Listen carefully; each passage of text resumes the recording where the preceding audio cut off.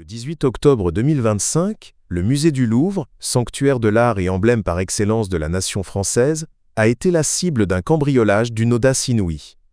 8 joyaux de la couronne, représentant un patrimoine inestimable, ont été dérobés par un commando de 4 hommes. Une semaine plus tard, l'enquête de la brigade de répression du banditisme BRB et de la brigade de recherche et d'intervention BRI a connu un tournant décisif et, surtout, éminemment politique, l'interpellation de 2 suspects. Si le premier est de nationalité française, le profil du second a immédiatement projeté l'affaire, déjà spectaculaire, au cœur de la crise identitaire française et des tensions diplomatiques avec l'Algérie. Ce suspect, possédant la double nationalité franco-algérienne, a été arrêté in extremis à l'aéroport de Roissy, s'apprêtant à embarquer pour Alger. Cet acte, perçu par les enquêteurs comme une tentative de fuite vers une terre d'asile judiciaire, a transformé une simple affaire de grand banditisme en un casus belli médiatique et politique, exploitant les blessures profondes qui lient encore la France et l'Algérie. L'ombre de la double allégeance. L'arrestation du suspect binational, dont le nom n'a pas été immédiatement divulgué, a agi comme un puissant catalyseur dans un débat national déjà polarisé.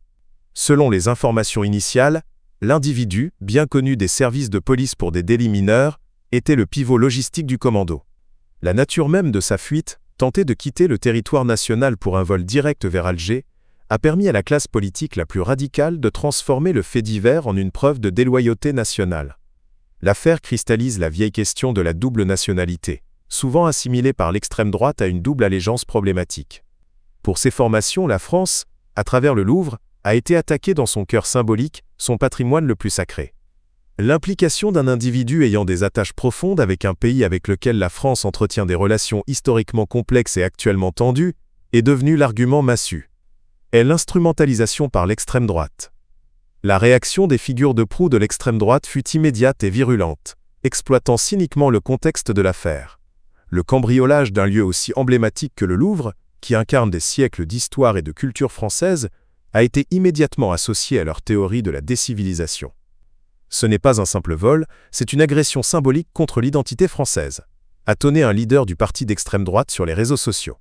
Quand un individu jouissant des avantages de la nationalité française choisit de fuir vers un pays étranger après avoir volé les joyaux de la République, cela prouve que la double nationalité est une porte ouverte à la trahison. Il est temps d'exiger la déchéance de nationalité pour les criminels qui attaquent notre patrimoine. L'argumentaire s'est articulé autour de plusieurs axes, nourris par les fragments d'informations policières. L'attaque au symbole, le vol des joyaux de la couronne n'est plus perçu comme un délit financier, mais comme un francocide culturel dans la lignée sémantique utilisée pour dénoncer l'insécurité. L'immigration et le crime. L'affaire sert de nouvel exemple, après d'autres faits divers récents comme l'attaque au couteau de Mulhouse en février 2025 mentionnée dans la presse, impliquant un Algérien sous OQTF, pour réclamer un durcissement drastique des lois sur l'immigration et la fin du droit du sol. Le vol et l'extradition, l'échec de la fuite a permis d'imaginer le scénario inverse. Si le suspect avait atteint Alger, la France aurait dû demander son extradition. Dans le contexte de la crise diplomatique actuelle, une telle démarche aurait été quasi certainement un échec, renforçant le sentiment d'impunité et d'impuissance de LE français face à ses propres criminels d'origine étrangère. Cette récupération politique, bien que fustigée par le gouvernement et l'opposition républicaine, a permis de recentrer le débat sur des thèmes chers à l'extrême droite, transformant un hold-up en une crise nationale sur le thème de l'identité et de la souveraineté. Le poids de la crise franco-algérienne. Le casse du Louvre n'est pas survenu dans un vide diplomatique.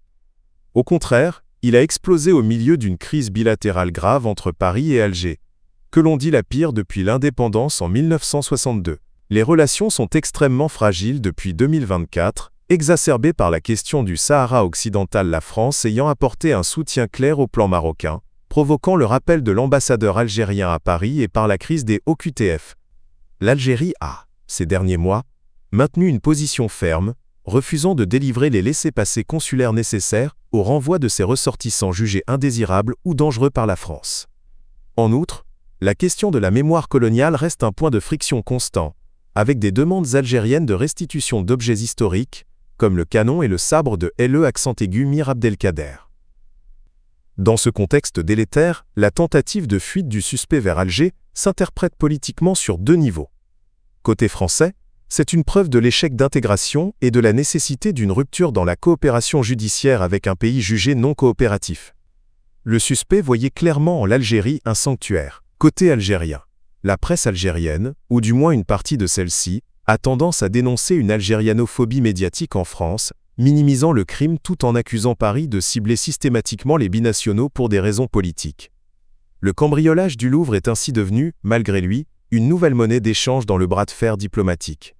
Il pose la question urgente de la coopération sécuritaire entre les deux pays, particulièrement sur les figures du grand banditisme susceptibles d'utiliser l'autre rive de la Méditerranée pour échapper à la justice.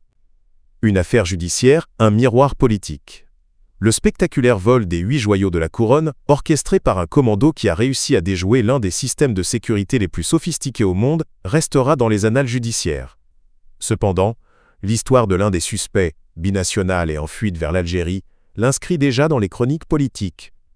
Il illustre de manière crue comment un acte criminel, touchant un symbole national, peut se muer en un puissant vecteur de discorde, exhumant des tensions historiques et alimentant, une fois de plus, le feu des clivages identitaires en France.